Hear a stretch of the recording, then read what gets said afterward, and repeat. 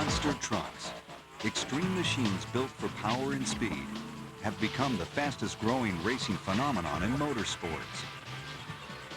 With names like Bigfoot, Gravedigger, Gunslinger, and Executioner, monster trucks mesmerize their audience by their sheer size and ability to roll over anything in their path. The best way to define a monster truck would be to consider it a really high-tech, custom-built, hand-built racing machine, built really for abuse. It looks like a truck, but it's got all the qualities of a tank. Weighing up to 10,000 pounds, these mammoth creations crush, smash, and destroy anything that stands between them and the finish line. I think the popularity of these trucks is just their sheer power. It's impressive to see a monster truck just destroy an automobile. Here he goes. Monster trucks generate between 1,000 and 2,000 horsepower, 10 to 20 times the normal horsepower of a car. Their massive engines can reach speeds of up to 80 miles an hour in less than 5 seconds.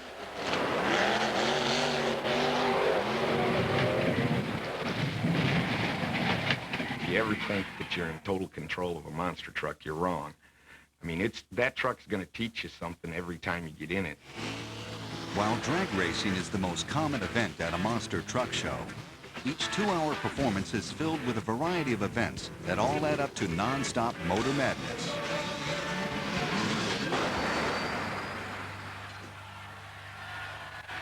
Last year, monster truck racing attracted over 9 million television viewers and event spectators, making it one of the fastest growing motorsports in America. I think you can kind of compare the motorsports industry as a whole into a lot of other sports. You know, the NHL and NASCAR are very similar. Close quarters, banging, collisions. National Basketball Association and Supercross, big air, jumps, slam dunks. And then I see the monster truck industry as more like the NFL, the big, freakish type humans or vehicles that are just explosive in nature, and people are drawn to that.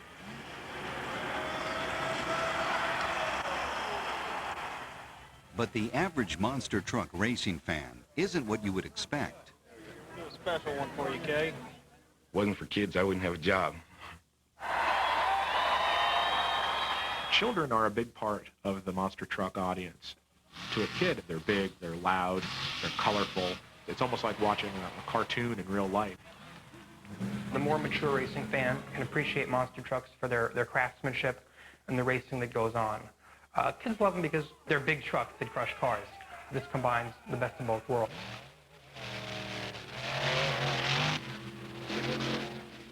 One thing that sets monster truck racing apart from other forms of auto racing is how owners and drivers are paid. Monster trucks are a little bit unique from other forms of motorsports in that we typically at most events we get paid a set amount. Now we have to, of course, perform well to get that amount, and the better you perform over the years, the more money you can ask for.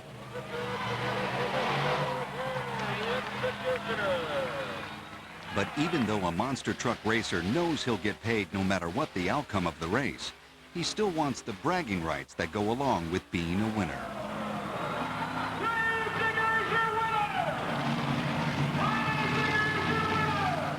These guys would be competitive if you run them after a stick of bubble gum. I mean, that's just the nature of a racer. Whether competing in a straight line drag race or a tricky circle course, when it comes to steering a monster truck, the driver has his hands full. Dennis Anderson in the lead. Steering a monster truck is not the same as a regular pickup. We run strictly hydraulics. You have to, for the great big tires. The tires weigh 700 pounds apiece. Really, in a monster truck, you're driving the tires. You're not really driving the truck. You put the tires to the end of the track before the other guy does, then you win the race. A monster truck's front tires are controlled by the steering wheel, while the rear tires are separately controlled by a mounted toggle switch. You actually shift the truck and run the rear steering with one hand and drive with the other hand. Although the style of race changes from show to show, the freestyle competition is usually the sensational grand finale in a monster truck event. As far as freestyle goes, you want to basically go out and just show the fans what the truck is capable of. He's got it for a long jump going that way, but you want to hit it this way. It's really steep. You can get a really nice wheelie out of it. Okay. Freestyle is where basically there's no rules. We'll do wheelies, we'll do donuts, we'll fly as far as we can over the cars. Anything that it takes until we've fully entertained everybody. The driver's performance in freestyle is the last impression he can make on a fan. Sometimes, drivers willingly drive on the edge to make that impression last. If somebody was actually purposely going to roll a truck at a show, they would probably do it in freestyle. And the reason they would do it is because somebody else has already done a better freestyle and they're trying to steal the show back from the crowd. There are a couple drivers that actually do that, roll their trucks to get the crowd back. To me as a driver, it's not justifiable. A good rollover may break the truck, but it makes the show. Many times, that is all the fans come to see. I like the noise. I like the way they crush the cars. I especially like the way they crash. People want to see wrecks. Honestly, that's why you go see a motorsports event. You want to see someone get some high air and maybe flip over. Whoa, baby. Yeah, we turned her over. She's over. That's what the people want. That's what they got. I got a tore-up truck. I think a good crash is healthy, honestly. In today's society, people definitely thrive on that possibility of a crash. When a monster truck is up on two wheels, it leaves you in suspense on that ragged edge of, is he gonna, isn't he gonna? In Bloomsburg, Pennsylvania, Dan Patrick and his truck Samson didn't keep fans in suspense for long when he won the Monster Truck Racing Association's Wreck of the Year award. To earn the MTR Wreck of the Year award, you have to do something pretty outstanding. I was going to go out of bounds, so I turned the wheel to get back in bounds. But at 70+ mile an hour, it flipped 4 times. And when it was all done, it had 3 wheels left on it, and it was totally naked. Nobody has topped that. It's the spectacular wrecks and devastating crashes that turn ordinary monsters into legends. And no one has created a legacy of crashing more than Dennis Anderson and his monster truck, Gravedigger.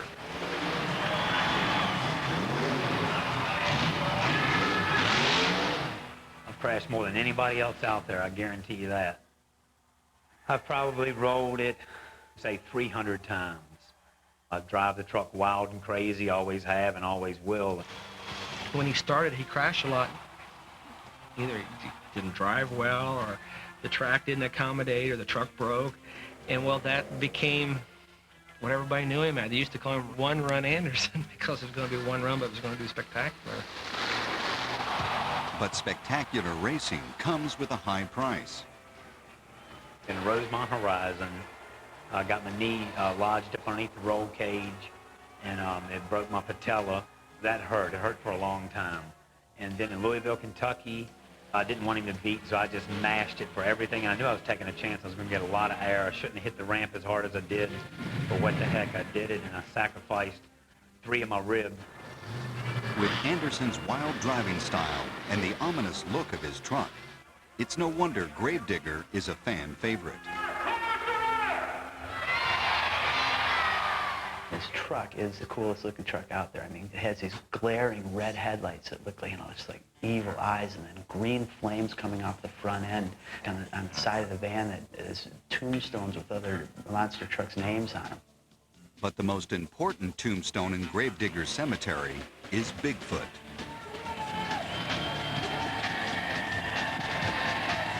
I think the main reason that Dennis Anderson and Gravedigger have such a big crowd following is he was the first monster truck that really knocked off Bigfoot. Bigfoot, the original monster truck, is still the reigning king. Created by Bob Chandler in the late 70s, it was this monster that spawned a multi-million-dollar industry. Well, I bought a brand new pickup truck in 1975, and the changes I made back then were just tires and wheels initially. And Eventually I started changing. I put a bigger engine in. And it was a vicious cycle because over the next 3 or 4 years I kept changing things. I put bigger tires on and I'd break axles, so I'd put bigger axles under the truck. Eventually, Bob found the winning combination and decided to put his big monster to a small test. We talked about driving over a set of cars. We went to the field one morning. You know, it looks simple enough. The truck's got big tires. And it was easy. The truck drove right over the top of the cars very, very easily. Somebody videotaping it. Promoters saw it a couple times and they said, you need to do this in front of a crowd. But it wasn't until Chandler's show in the Pontiac Silverdome in Michigan that he learned just how big his truck would become. There was 72,000 people at the show, and I went up on top of the cars and stopped like an army did. And 30,000 of those people jumped the walls and surrounded the truck. I couldn't move for almost a half hour. I locked the doors because I didn't know what was going to happen. What happened next was the start of the hottest and fastest way to make money in motorsports. When people started to copy the truck, it dawned on us that this was probably here to stay. In the beginning, monster trucks were used only as exhibitions at county fairs and tractor pulls. One of the first things we used to do was pull the sled a lot like the truck pullers did. As Bob and his team kept refining this creation, it was his own technological innovations that took monster trucks from a sideshow act to the main attraction. The innovations that I've probably put in the monster truck field, probably pretty extensive since I started it. Everything from putting a planetary axle on a truck so we didn't break axles, to cutting the tires for lightweight, to going to a tube chassis, fiberglass bodies. Lighter bodies and frames enabled trucks to fly farther and faster, but land even harder. It was yet another Chandler application, nitrogen shocks, that propelled monster trucks into a whole new arena of racing. And nitrogen shocks really drastically changed the sport. They made the trucks capable of doing things that they never could before. A truck with more suspension is able to absorb quite a bit more impact, a lot less abuse on the driver as well. But even the most advanced suspension can't completely soften the blow of landing a 10,000-pound truck at 90 miles an hour. The worst part about being a monster truck driver is probably the pain. We're doing about 10 to 12 G's a dozen times a day. There's mornings you just don't get up quite as quick as others. A lot of times when you come down, it's like being in a car wreck. It's a rough hit every now and then.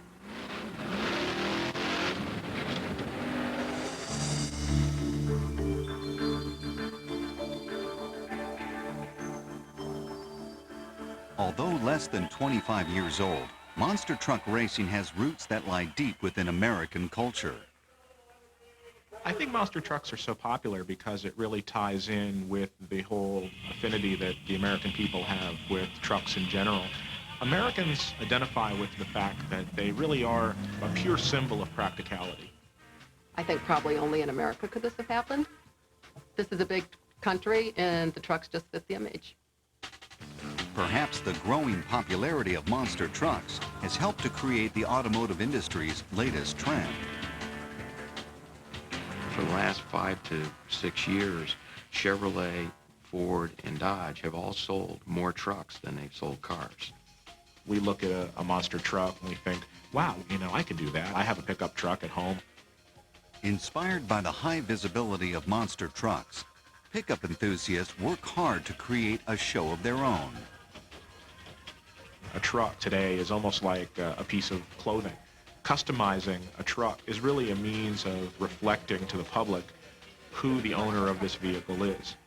When you see my truck, you're seeing who I am, and that is very important to us as a culture. They're obviously making a statement.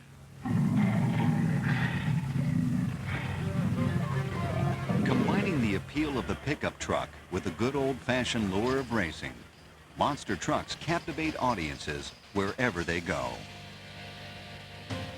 Next, how to build a monster body, and what it's like to take a monster truck on a test drive. For those who yearn to get behind the wheel of a monster truck, potential drivers have one of two options. Shell out big bucks to own a truck, or work your way up from the bottom. The best way to get started in a monster truck really is to work for someone else. The Bigfoot team is always a team to go to. They've got a lot of trucks, a lot going on. There's a lot of opportunities. The Bigfoot team has up to 10 trucks on the road at a time. Crew members start small in the hopes of earning a place in the driver's seat. But the majority of monster trucks are independently owned and operated and cannot afford the luxury of hiring a crew. There's only a couple organizations that actually hire drivers to run their trucks. The other hopeful drivers have to start from scratch by building their own truck to drive. I always say that when you start building a monster truck, you start with a broom. You know, you sweep off a good space on the floor and you lay out some pipe and tubing there and start welding on it. With engines valued at up to $60,000 and tires that can carry a price tag of $2,000 apiece, the total cost of a monster truck can reach as high as $250,000, and design mistakes can push that number even higher. That's why many design their trucks using some seriously sophisticated technology. I can do a lot of testing on the computer, and we put that all together before we start a truck. Using state-of-the-art software, Bob Chandler is able to keep pushing the envelope on what his monster truck Bigfoot can accomplish out on the track. Everybody's always trying to go one step further and try something new. But we were first, and we've kind of been the leader over the years. But no matter what tools you use to build your truck, the end result is the same, a custom hand-built racing machine. A monster truck has more moving parts than any other race vehicle built. But you won't find many monster truck parts at your local automotive store. Most of the equipment that we use on the trucks were basically originally made for something else. The axles that we use are made for a four-wheel drive tractor. And of course, the engines and transmissions are basically an automotive unit that's been modified. Even the 700-pound tires manufactured for fertilizer spreaders are modified. Shaving the tires creates a custom tread and takes off unnecessary weight.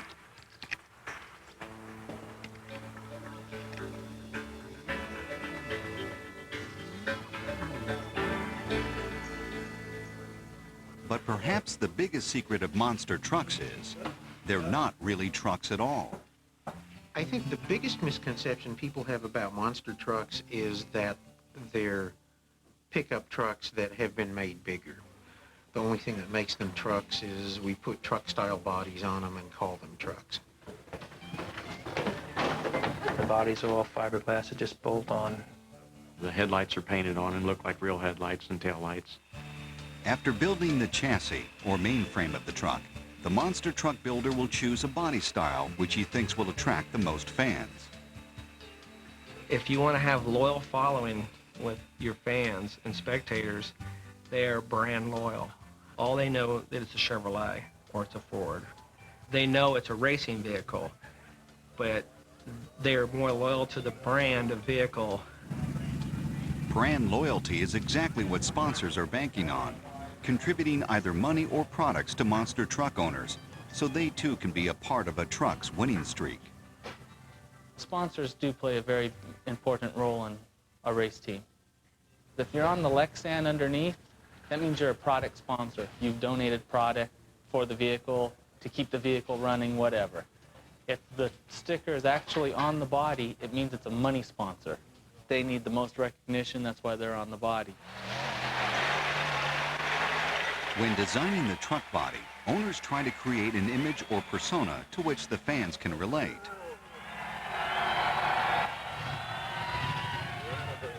Trucks designed around a character or merchandising concept are called sculptured or design trucks. Probably some of the appeals of the design trucks is because of the fans can relate, and they usually promote the vehicles. George Link, owner of GTS Fiberglass and the maker of such design trucks as Samson, Bulldozer, and Jurassic Attack, is one of the leading authorities on monster bodybuilding. Basically, when we get the designs, large blocks of foam are glued to the vehicle. And once we get the foam carved to the desired description we want, then we turn around and we build our part inside of the mold. And that's our finished product. From sketch to fiberglass mold, each design body is painstakingly handcrafted and takes anywhere from 6 weeks to 2 months to be completed. The mold for a standard body can be completed in as little as 3 days. The standard bodies run around $2,200 to build. Now the sculpted vehicles can run up into $25,000 or $30,000 because of the time it takes to build the actual parts. But for those without the time to design and build a monster truck, there is the option of buying one that's already built. If somebody wants to start out now, they basically have to just go buy their own thing. Steve Macklin did just that, but buying the truck was just the beginning. I purchased a tractor and a trailer to haul it around, and of course the truck itself. Then I purchased a number of spare parts that will help me progress through the different stages of the sport. Already a part-time racer in a variety of motorsports, Steve is ready to take the plunge and invest in his dream of becoming a full-time monster truck racer. At this point, I've invested over $115,000 to get to the point where I'm at now. From the seat belted in position like you can't reach forward. To start his racing career, Steve must first be certified by the Monster Truck Racing Association, or MTRA, before top promoters will even consider hiring him for an event. The MTRA official is going to make sure that he can reach his ignition switches, make sure he can reach his emergency shutdown switches, and all that with his eyes closed. Go to your fuel shut off, okay? Go to your fire control system, all righty, and your magneto. You got it. Go back to your main power, all right? Not a problem. Having successfully mastered the first part of the test, Steve must now drive his truck to prove he has complete command of his vehicle. If the MTRA officials feel Steve is out of control, his truck will be shut down by a remote ignition interrupter. The MTRA has developed the RII system, a remote ignition interrupter, that allows track officials to shut these vehicles off via remote control if something happens. Every single time a monster truck performs, the RII is used, giving officials complete command over the truck in case a driver or fan is in danger. Turning a lot faster than I was used to seeing it. Steve steers his truck in small circles, proving to the officials that he has mastered the difficult steering system. After we're convinced that the driver can maneuver his vehicle around and he understands the rear steering, then we'll let him go over some cars or a jump or two here or there in a safe area where there's not people around. After his first run, the officials offer Steve some advice. When you hit that ramp, you can hit it with a little more. And okay, I just want to make sure we're cool. That's the way to do it. You're doing perfect. Good. You comfortable in there? Oh, yeah. All right. It'll come back to you with the racing experience. You'll get used to it quick. After several successful passes, it looks like Steve is a natural. That's a good, perfect. You don't get to practice this at home. So it's the only place you get to play the game. Tim gives Steve the good news. Congratulations. Appreciate your help. Thank you very much, That Tim. last jump was a good one, and your turns and stuff were good, and your jumps were good, and now you got the feel of what happens when they land. And Oh, I had a great time. God, I'm just still going, man. We need to shake it. Hold your hand out there once. Well, it's... No, I had a good time. I appreciate it, everybody helping out, and I'm looking forward to come back again. I just want to know if they need an 8th truck in the race. Steve Macklin, now a certified monster truck driver, is ready to start racing and making a return on his investment. Next, a not-so-ordinary day at the races and a chip off the old engine block.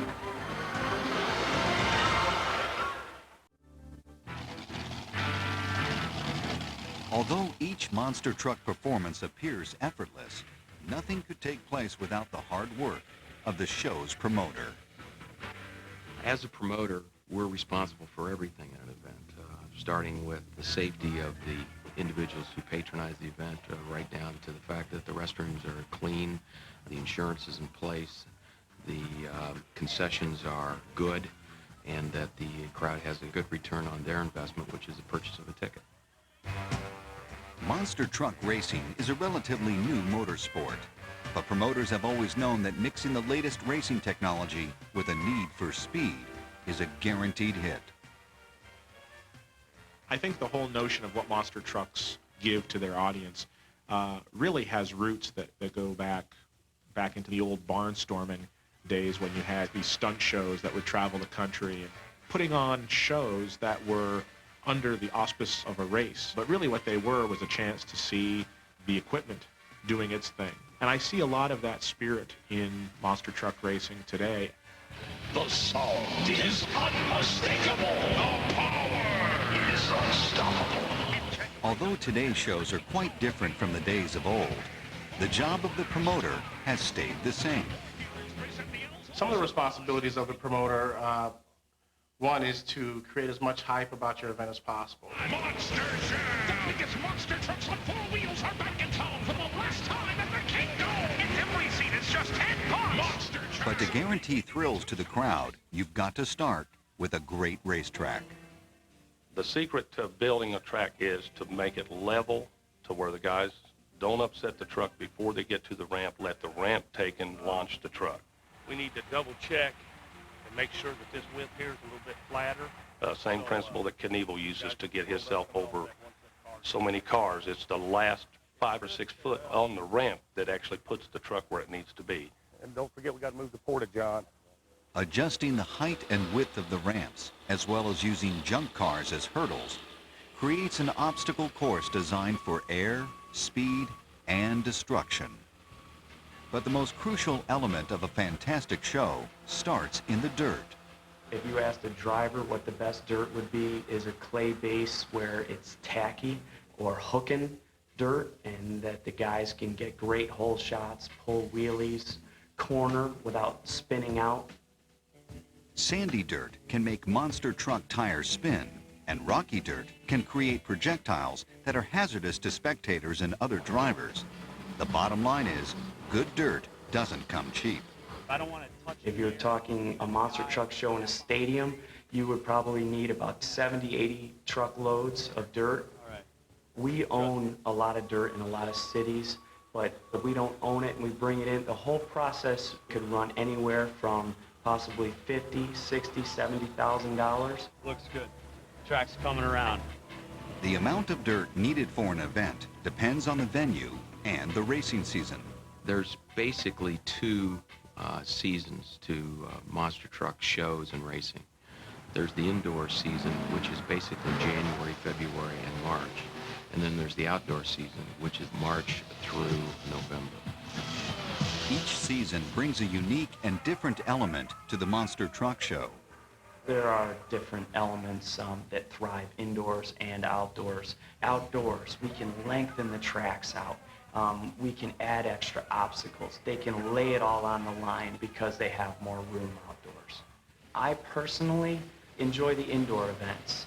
It allows you to be up close to the track surface. You can actually feel the noise of the motors and adrenaline that you get out of that. Almost you can live vicariously through those trucks' motions and the drivers. But another reason promoters love indoor stadium shows is their large seating capacity. It is not uncommon at our indoor stadium shows to have attendance figures that reach in excess of 60,000 fans. Although bringing in record crowds and creating a spectacular show is in the forefront of every promoter's mind, safety is always the #1 priority. Greg, is he in the back of the ambulance there? He's in the ambulance. They're going to take him over to the sideline, get the paperwork filled, and we're going to clear this. The #1 responsibility of a promoter is safety of the crowd, the drivers, and then the staff. At every Pace Motorsports event, each truck must pass a thorough mechanical inspection before competing in the field. The United States Hot Rod Association, or USHRA, was created by Pace Motorsports as the governing safety organization for all of their events. We pride ourselves of being the benchmark of safety in the industry. There are many elements that contribute to the safety of the driver and fans. But in the event of an accident, there's nothing more important to a driver than his little ring. The first guy on the scene is to come here and pull this ring. In case the driver was knocked unconscious or cannot reach his shutoff inside the cab, we are able to shut down every electrical, fuel, anything running. It all stops with this one pull of this ring right here. Monster trucks run on methanol racing fuel, and fire is the most dangerous risk that faces a monster truck driver.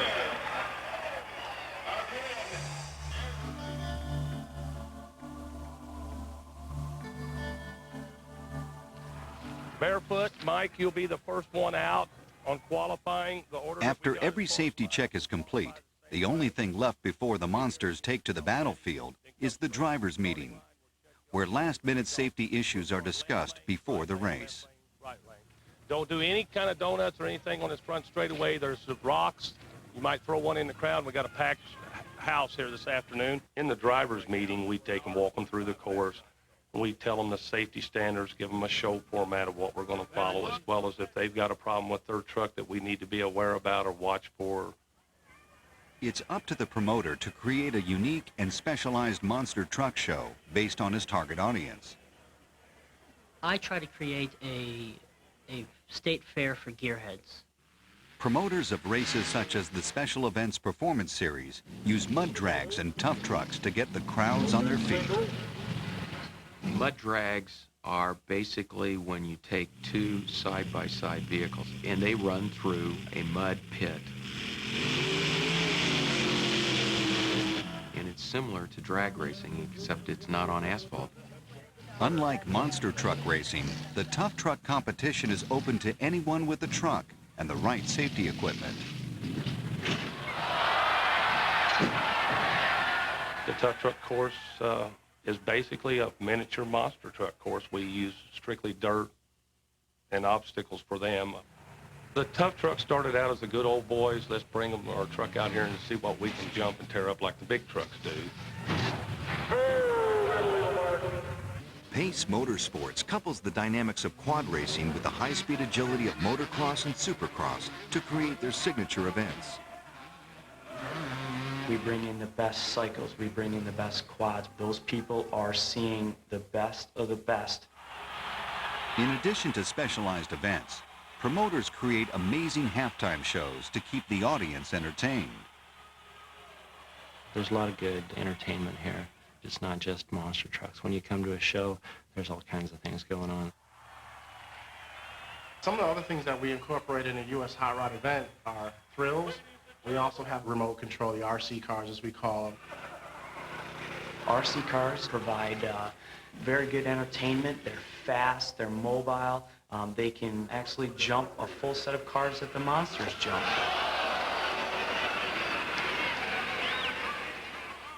It's amazing what people will watch, I guess, huh?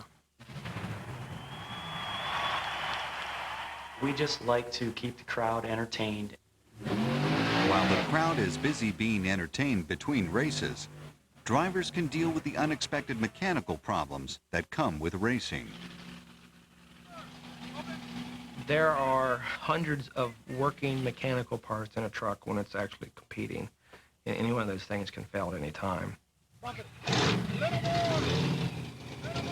Everybody helps one another. We're always breaking things, rolling over, and some guy will give you his parts, his spare parts. And you're going to race him in the next round. He'll be out there helping you fix your truck. Since most drivers work without a crew, they may be competitors on the field, but they are allies in the pits. Didn't like that landing. It threw me a little bit. That's okay. You only got one more pass. Remember, you're racing. Yeah, that's right. I got racing. The independent trucks don't have the money that the big name trucks do, such as Bigfoot, to get all the technology in there.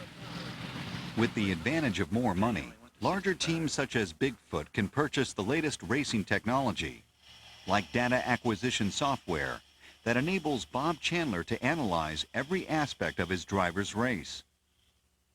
The computer that we use on the trucks downloads, I think, 16 different points. It measures the shock travel. It measures the drive shaft RPM. It measures the engine RPM. We have a sensor on the shift lever, so I know you can see when he shifts. By studying this data, Bob Chandler can discover what went wrong during a race, and more importantly, how to help his driver win the next one. This is your last run where you lost a round, but you can pretty well see what happened. You can watch your tires as you left the line here. Right. Bob Chandler continually strives to make his monster trucks and drivers the best, in the hopes that Bigfoot will always be the one to beat on the monster truck racetrack. Next, how to use your monster to make $1 million.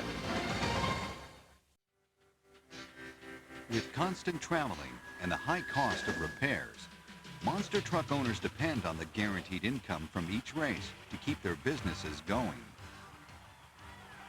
As far as what monster trucks make at an event, it ranges anywhere from $1,500 for the whole weekend to $7,000 for the whole weekend. And it just depends on how popular you are. To get the top money, you've got to bring in the crowds. But trucks that race hard to increase their popularity and event fees increase their repair bills as well.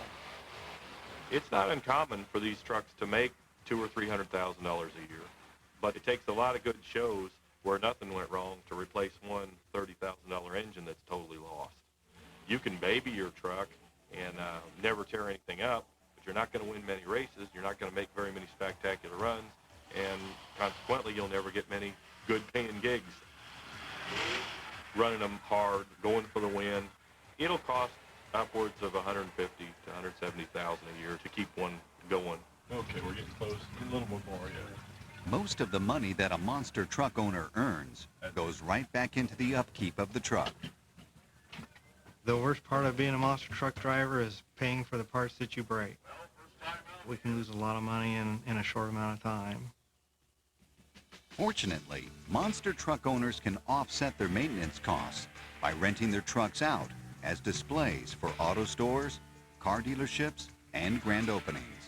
A display/monster truck can make up to $4,000 or $5,000 in one weekend. The best part about a display versus racing is every time you take it out and race, you run a chance of hurting something. So it's obviously almost all profit. And those who hire monster trucks for display share in the profit as well. Oh, yeah, they got it. Yeah, there's another motor up there. The sheer size of a monster truck is such an eye catcher that you got to go up and stand next to that tire because that tire is bigger than you. I've got letters from outlets when the truck was there, a 50% increase in sales. Another way to make a buck off a monster truck is by recycling it. We've taken old trucks and that we can't race or use anymore and made ride trucks out of them. We drive over cars, we go over hills, we make the turns. You know, it's got front and rear steering, so that's a different feeling and sensation for people when they're riding. It's a lot of fun. I didn't even go to the bathroom with Dad. Ride trucks gets used every day. You know, instead of, say, a fair to run 3 days straight, about 10 to 12 hours a day. At an average price of $4 a ticket, a ride truck equipped with 10 seats can make up to $12,000 in a single weekend. And if you're in the market for a monster, the best place to shop for one is on the internet. A lot of drivers can get bookings through the internet. Monster truck racing is one of the very few sports where the drivers still make themselves accessible. Websites keep fans up to date with everything happening in the monster truck world. If you were to log on to Truck World Online, you would find monster truck event coverage, features on monster trucks. It's just loaded with information. MonsterZone.com is a monster truck website. We built it up to be what we believe to be your #1 source for monster truck racing on the internet. It's this immediate contact between fans and monster trucks that has turned out to be a gold mine for the owners. The drivers have realized that it's a way to make money. They can sell their souvenirs, their T-shirts, they can get email from the fans. It's really a great way just to keep in touch with their fans and realize how much they're appreciated. And for those lucky enough to have one of the top trucks, merchandise can be more than just supplemental income. In a year, all Bigfoot merchandise, all totaled together, event souvenirs and the toy product, all those sales would be somewhere in the ballpark of $30 million.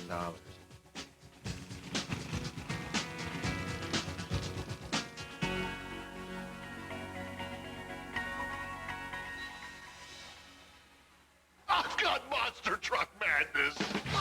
One proof of monster trucks' invasion into the mainstream is the involvement of corporate giants like Microsoft, who have hopped onto the merchandising bandwagon.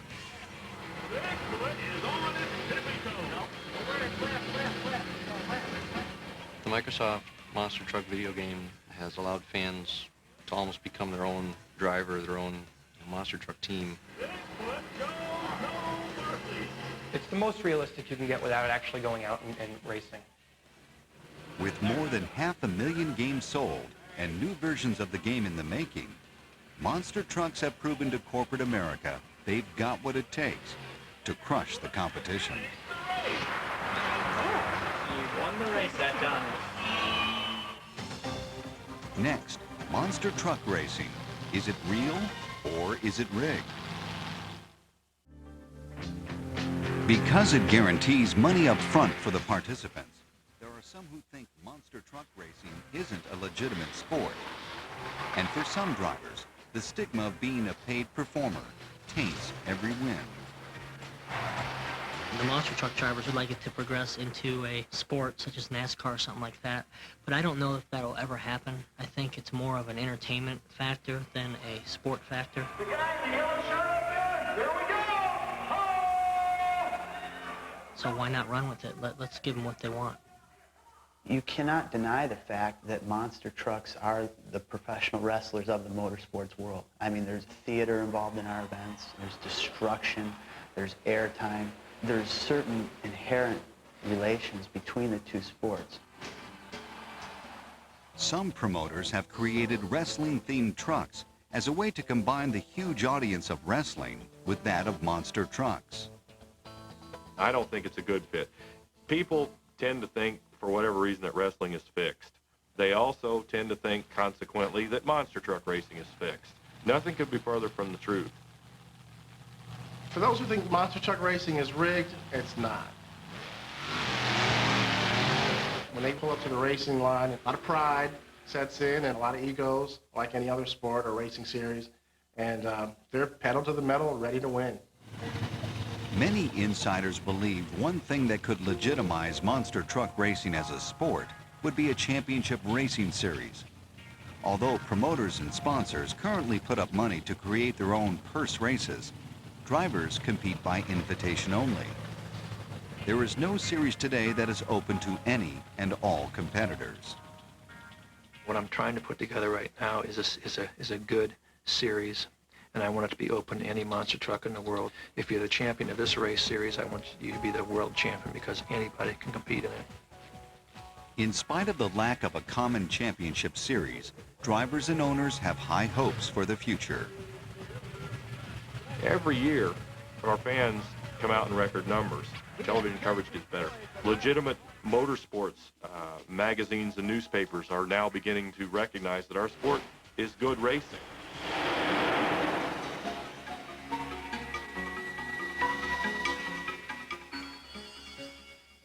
Drag racing is 50 years old. IndyCar racing is 80, 90 years old. So it just takes time. Monster truck racing has only been around for 25 years, so time is on its side. But no matter what their future holds, monster trucks will always thrill and excite the fans who come to see them. As long as there is another truck to beat and a finish line to cross, drivers will give their all in the secret world of monster trucks.